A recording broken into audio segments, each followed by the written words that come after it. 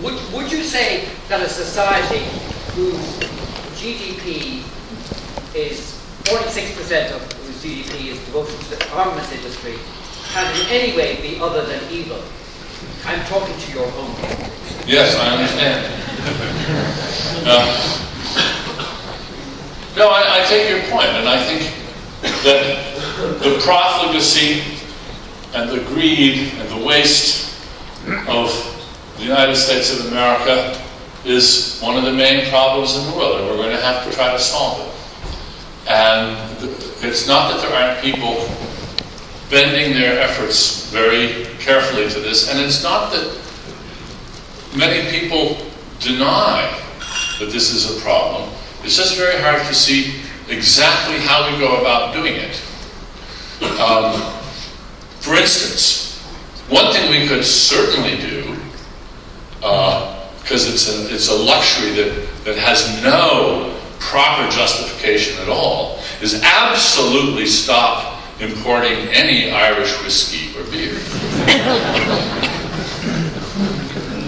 I've been convinced in my atheism for over 40 years, but I have to say your music tonight really challenged my conviction.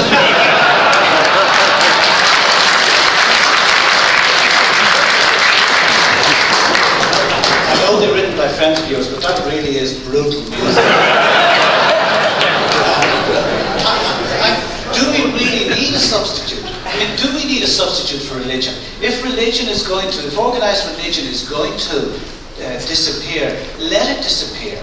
And if you want a substitute for the music or for the entertainment, I mean, one area that doesn't lend itself to religion, but lends itself to atheism and rationalism, is comedy. If you look at people like Stephen Fry, Eddie Izzard, our own Dara O'Brien, they're hilarious. They give me that weekly moment I need that I used to get from religion 40 years ago. So drop the music, switch to comedy, and you're a good comedian yourself.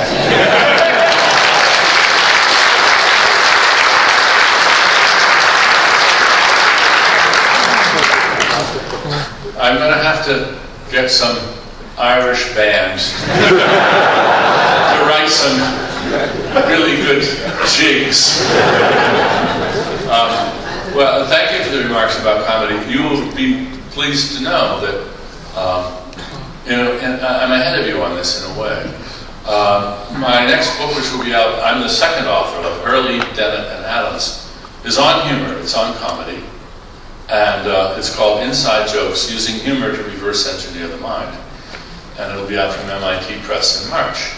And it's an attempt to analyze both the evolutionary grounding of our sense of humor, why it exists in the first place, which is not obvious at all, and then how it works in the brain, and then how comedy works.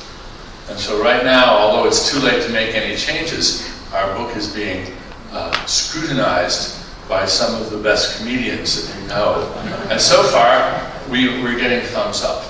So, not that means a whole lot, because in a way, comedians, by our own account, are, they're artists.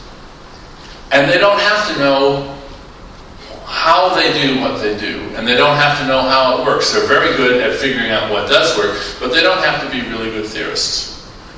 We're trying to put the theory in and explain how it works and how they come to be as wonderful as they are. I share your love of comedy, of course. And if I could get Stephen Fry and Eddie Izzard to look at our manuscript, our book, I'd be very happy. If you know how to get in touch with us, let me know. Tweet.